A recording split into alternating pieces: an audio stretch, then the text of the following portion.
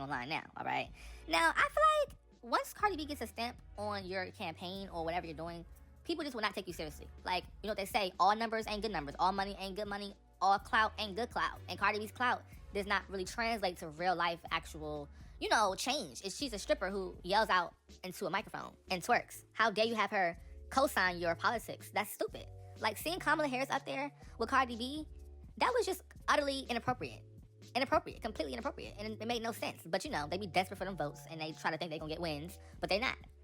Cardi B just posted a video endorsing Jasmine Crockett in the Texas primary. It's happening right now in Texas, and we need Jasmine Crockett to win. She is running for U.S. Senate, and if you want somebody that's going to fight for your right, if you want somebody to fight for your community, if you want somebody that's going to go up there and represent you and represent your issues, please vote for my sister Jasmine Crockett. Because one thing about it, she's going to fight her best. She's going to fight whoever she has to, so your voice and your problems can be heard. Vote right now. This counts so much. She gonna say vote right now. This counts so much. What? This sentence wasn't even properly structured or formed. But you want us to vote for that lady? Please stop. Stop, Cardi. I really need you to stop getting into politics. I know you mean well, but you don't mean shit because you don't understand anything.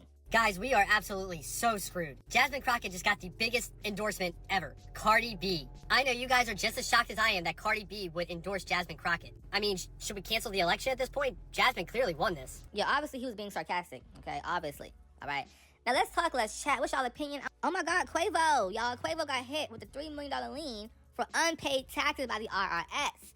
Damn. What is going on here? Okay, I thought they was rich. I thought they was, Young Rich Nation. I thought they was, popping and lit. But no shade, y'all. The group has been in shambles ever since Takeoff died. Well, actually, before Takeoff died, the group was already going downhill. No shade. But this is crazy to see. I mean, people have tax issues all the time. But $3 million, though, that ain't no little small amount, okay? Karma always comes back around. Oh my gosh, y'all. Pray for Mona Leo. She had to cancel 2 of her tour stops because of her health issue going on right now. She said she had an inflamed cyst the size of a softball that had twisted and cut off her blood flow and caused bleeding in her abdomen. She had to have an emergency surgery, and unfortunately, she lost an ovary and fallopian tube in the process. She says, listen to your body. If something feels off, it is. Ooh, child. Mona Leo is currently on the second leg of her Who Did the Body tour with canceled dates in Memphis, March 3rd, New Orleans, March 4th, today. Her next scheduled tour date is March 6th in Houston, though she noted she is not sure how long the healing process will take. Girl, you cancel the rest of the tour. Cancel the rest of the tour. Your health is way more important, okay? The fans want music, tour dates. They can't get none of that if you're still sick. The fans can't get anything if you are hurt. So I say cancel and let them hoes be mad. I'd rather y'all be mad than me somewhere sick on a bed table, passed out, dead. No shade, okay? So let the fans be upset. Because no shit, at the end of the day, you can get your money back, but you can't get Mona Leo back, okay? But I'm seeing some fans say, oh, this is so not fair to us. We pay all this money. Oh my God, that is not okay. That's not cool. Obviously, you're not a real fan. You're not a real fan, okay? You're not a real fan. And you're disgusting for that. And she should definitely cancel your tour date. I'm glad, I'm happy she canceled your tour date now. If that's how you feel, great. Mona Leo just had emergency surgery, and y'all, this is very, very serious. She was set to perform in Memphis tonight and New Orleans tomorrow, and she has had to cancel both of those shows due to this surgery. Now, at first, she just started off saying that she had been in pain. When she went in, they took her immediately into surgery, and that's all she kind of left it at. And she also said that she was going to work on the refunds, and she was just asking the fans to please bear with her. But then she came back and actually gave the details of what happened. She had a cyst the size of a softball inside of her that was twisting and cut off her blood flow, and it caused her to have bleeding in her abdomen. Y'all, she said when she was trying to go and get scanned, she started to throw up, and they had to take her right into surgery. In this process, she ended up losing an ovary and a fallopian tube. Y'all, this is really serious. This is nothing to play with or joke about. I really think that she possibly should take the rest of this tour off because she is more important than this tour. We need her here more than we need this tour to happen. Like, girl, take care of yourself. We are praying for you. We are praying with you, and we're gonna see you whenever you pop back out. But let your body heal, and we. Wow. Moving on to the Barbs, Bruno Mars and Nicki Minaj. So Bruno Mars has sold only 175,000 units first week with his new album called The Romantic, okay? It is still going #1, but they're saying, damn, y'all couldn't even outdo Nicki Minaj's album Pink Friday 2, which did 200,000 plus first week, and everybody's saying, wow, it looked easy, don't it, okay? Now, my personal opinion, Bruno Mars' album didn't have that much, well, it had a push, but I don't know what happened. Okay, I don't know, honestly. The music to me was not that good, so obviously there's no replay value like that, and all his singles are given very much like pop bait, so it's like I don't really think that people gonna really want to tune into the album because the singles are the only things that really, really keep it going for real. But I hate to see Bruno Mars fans and Nicki Minaj fans fighting. What are the Bruno Mars fans called? The Marses? The Planets? Okay, I hate to see them fighting with the Barbs online over first week sales of an album because I don't know. I just don't think it's needed. It's not needed. You know, it's no point of Barb's arguing with them fans because two different artists, two different lanes, two different directions, two different people, two different genders, you know? So I just don't really see a point in that. Because also, it's not like Bruno Mars was shading Nicki Minaj. I can see if he was shading Nicki, oh yeah, I'm gonna outdo Nicki Minaj, and didn't. You know, I could see if it was that. But Bruno Mars has never shaded Nicki Minaj. So it's no point in the Barbs going after him or his album like that, you know? Y'all, the Barbs are upset. They're discussing the last Nicki Minaj releases. They said her last feature was 9 months ago. Her last collab was 1 year and 4 months ago. Her last single was over 2 years and 2 months ago. And her last MV music video was 2 years and 9 months. What is going on? Everybody is worried, concerned, because they miss her. They miss Nicki, and it's been a long time. All right? Now, she did say the album was coming out March 27th. We all know that's not happening right now. But I think that right now, y'all, sit tight, play the old stuff, play the old music, you know what I'm saying? And, you know, try not to get discouraged. You know, patience is key. You know what I'm saying? Stay patient. Keep on twerking. You know what I'm saying? Keep on eating your ice cream and your Chipotle bowls. All you do. Moving on to Chloe Bailey. So somebody said that Chloe Bailey deserved every single R&B award last year. Like, she mopped the floor with everyone with her new album, Trouble in Paradise, okay? And low-key, y'all, I'm getting tired of discussing Chloe in this light of should've, could've, would've. I hate that because she's so talented, but unfortunately, the blame has to go onto the way she handled her first album and her first single. She dropped Have Mercy in 2021, September. Her first album did not drop until April, May of 2023, which is a problem. Her second single didn't come out until about, 6 months after Have Mercy did? That's embarrassing. Treat Me came out 6 months later. No. Then Surprise dropped in 2022 in, June, okay? That's a whole year until the actual project dropped. And mind you, when the album dropped, after she dropped all those songs, none of the singles sounded like the album. Like, it just did not give. The album was given very much creative, artistic, this, that, and her singles are given very much, fun, top 40 R&B, club bangers. You know what I'm saying? Treat Me Like I Treat Me, Surprise, Have Mercy. It was given very much like fun, twerk, twerk, twerk, R&B, hits here and there, boom, boom, boom. Then she switched it up. Chloe says it's okay. It takes people a couple of years to catch up. No worries. I'm working hard on the next project, which is even better than the last one. Okay, period. I love how she is not giving up and she's continuing to push through despite Beyonce sabotaging her. I'm playing. Let me stop. But despite all of the negative comments and the perception and low-ass numbers regarding her projects. Moving on to 50 Cent, he is allegedly working on a documentary about the 30 women who accused T.I. and Tiny of, getting them all messed up with a drink and trafficking them, which that means 50 will ruin T.I.'s career and also his name and make profit off of the documentary, which makes 50 Cent a menace. Now, I think 50 Cent, in my opinion, he definitely is a menace. He's a big troll. But, I think that he really does a good job at it. He literally trolled Diddy, made a bag off of Diddy, and he's winning. So wait, don't tell me that 50 Cent documentary that he working on about T.I. is about 30 women that came at T.I. 30 women saying they was sexually assaulted. T.I. playing with fire right now. His son, his daughters, his the whole Harris family. If 50 Cent drops this documentary, much like he dropped the Diddy documentary, it is gonna ruin T.I.'s legacy, his money, shit, even his name. I know 50 Cent been quiet for a reason, but I didn't know it was 30 women. This gonna be worse than the R. Kelly documentary that whatever that station was did. And I don't like it. What if I told you? Selena Gomez, what the hell is going on with you? Okay, what is going on? Somebody need to call Justin because this is embarrassing. Selena Gomez doesn't seem to mind Benny Blanco's dirty feet because during her appearance on her husband's Benny podcast, she kissed and snuggled them. Why are you doing this? Them dirty ass fucking toes. I'm irritated because Selena, get up. I'm about to vomit on this channel right now because yo, Selena. And obviously she's in love, and I guess when you are in love, nothing is disgusting, nothing is nasty, nothing is, I guess off limits, but do this off camera. Do this when y'all in y'all bedroom, okay? Not on Twitch, not on live, not on nobody's podcast, YouTube. We don't want to see this, okay? This is completely disgusting. Seriously. Now, they've been, together for a while now, but I don't care how long you've been talking. I don't care. Some stuff we don't want to see.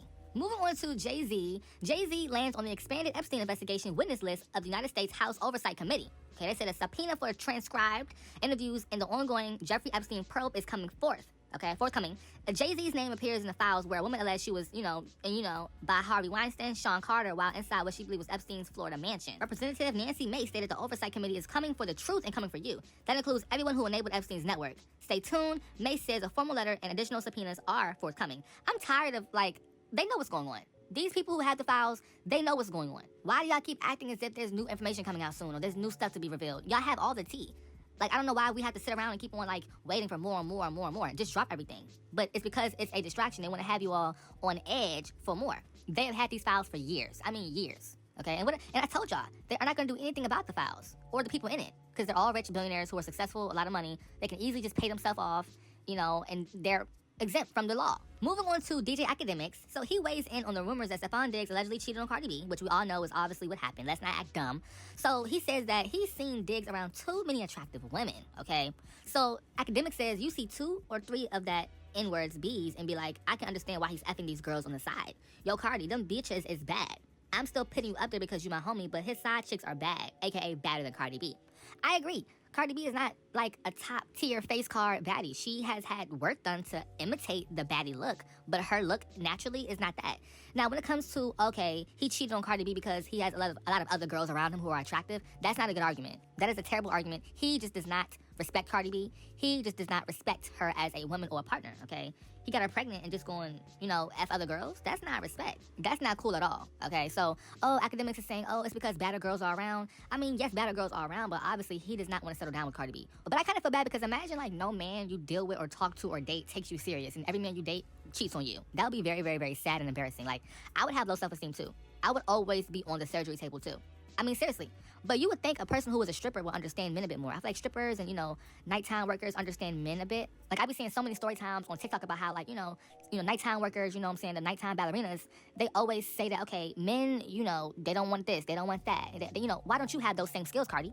You were a stripper, too. Why don't you know what men want and don't want and how they really act? Why can't you find a good man? I'm not saying that being a stripper means you're going to know all men. But then again, though, you should have some sort of skill. But I don't know, you know, I don't think Cardi B thinks that deep when it comes to that stuff. She just moves with her emotions, like most people do. Most people just go, okay, he good, he look good, big dick, da-da-da, that's my man. And, you know, they just fall for anything. But unfortunately, nah, that's not cute. Moving on to Lady Gaga. Lady Gaga officially earns the highest grossing concerts by a female artist outside of the U.S., surpassing Beyonce, with 13.745 million each night at the Accor Stadium in Sydney back in December, breaking Beyonce's record at State de France. Is that how you say it? I don't know. But no, on a serious note, though, I'm proud of Gaga. Gaga does not get the proper recognition and credit she deserves.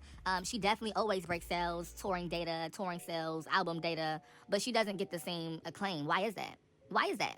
And I'm not saying Lady Gaga is better than Beyonce in no way or anything like that, because I think it's just two different artists. But I think we need to give Gaga that Lifetime Achievement Award at the, you know, at somewhere. You know, she needs to have that credit. Is Gaga in the Hall of Fame? She needs to be in the Hall of Fame. I don't know, but she definitely should be in there. But let's talk, let's chat. Where my Gaga fans at? You know what I'm saying? I don't really see a lot of y'all in my comments like that who love Gaga. Well, I've seen a few of y'all, but people kind of like, you know, they kind of sleep on her like that. Bia is out here shading Cardi B. So, you know, Bia is out on vacation, all that rah-rah, posting her body. And they said, Bia with the post shading Cardi B. Somebody in the comments said, you don't gotta name 5 doctors because it's all natural. You all know how Cardi B says, name 5 Bia songs, gonna point into your head. Bia is trying to throw shots, but Bia, I don't know. I would just leave it alone at this point. The only way Bia can really come back and pop her ish and be on top and, you know, have a ha-ha moment is if she gets a hit.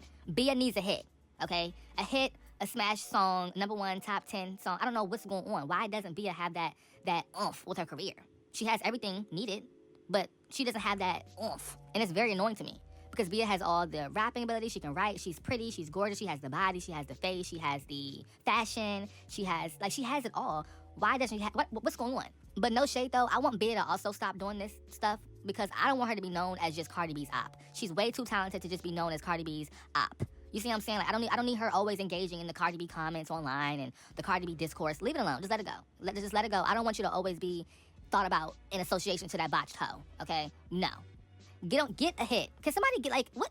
Can y'all comment down below? What does Bia have to do? I mean, she was just with Nicki Minaj, and I would think that would rub off on her. She was on tour with Nicki for a little bit. I would think that would rub off on her career a bit. Didn't do nothing. She dropped her album, did crickets. I'm confused. I'm genuinely confused. Y'all have been giving JT hell for years for the way she dresses, and I hate that for y'all. I hate that. What is wrong with JT doing experimental fashion, archive, vintage fashion? It's weird. Somebody said JT really thinks she's a fashion girly. Where her friends at? She just be out here looking a mess, okay? And no, she does not. JT, are some looks a bit off? Yes, but some looks, but that's fashion. It's a very experimental thing.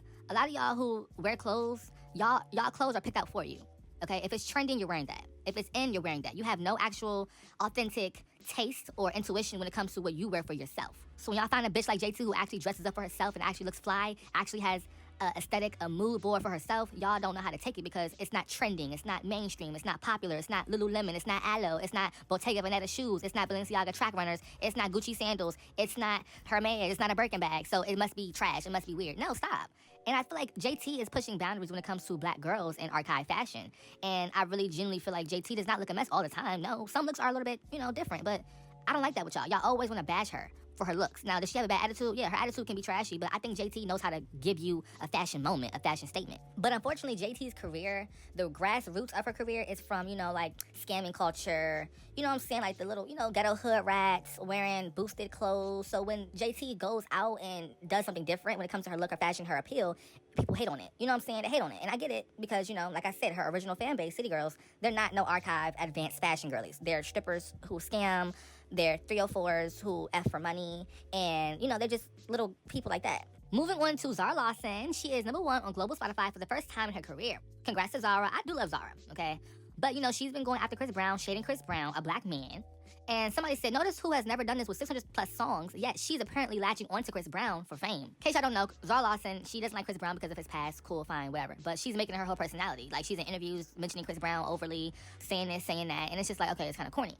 But I'm proud of Zara, but I just feel like, I don't know why she's trying to make this her brand. Like, hating Chris Brown is part of her brand. Like, it's just kind of corny to me. Chris Brown has seemingly responded to Zara Larsson calling him out during her interview with Cosmopolitan. So in her interview with Cosmopolitan, she was asked, what is one artist that you would not find on her playlist? She followed up by saying, I block artists who are abusers. You certainly wouldn't find a Chris Brown song. And roughly 6 hours ago, Chris Brown posted this on his Instagram story, which seems to be a response to what Zara Larsson said on her interview. He said, walk in your peace, let them see themselves, let them hate, love them anyway. Now, of course, people are having a wide array of reactions to what Zara Larsson said about Chris Brown. Some people are saying that she's just using him for clout because she just wants to become more popular and known, so she's dragging another popular artist. But that's not true because Zara Larsson is not new to this. She is true to this. She has been saying this since 2016. You can even find clips from back then where she was asked about Chris Brown and she said although he is talented, she could never support him because of the person that he is and how he treats women. And I think that's a very valid response given everything that Chris Brown has done in the past. And no, it wasn't just one situation with Rihanna like a lot of people like to say it is. There was a lot more that has happened. But even if Zara Larsson or people in general did not want to support him after what he did to Rihanna, that is also valid as well.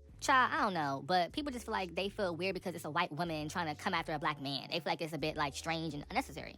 Moving on to Jay-Z, again, y'all, the fans are going crazy. They said DJ Academics was correct. Here comes the distraction tactics. The husband and wife teams are recruiting artists who likely feel unable to refuse, possibly because of their previous or current dealings. These artists, it seems, are now being asked to support or collaborate on new music in an effort to help the P-word husband and wife team distract from their involvement in the file. Keep your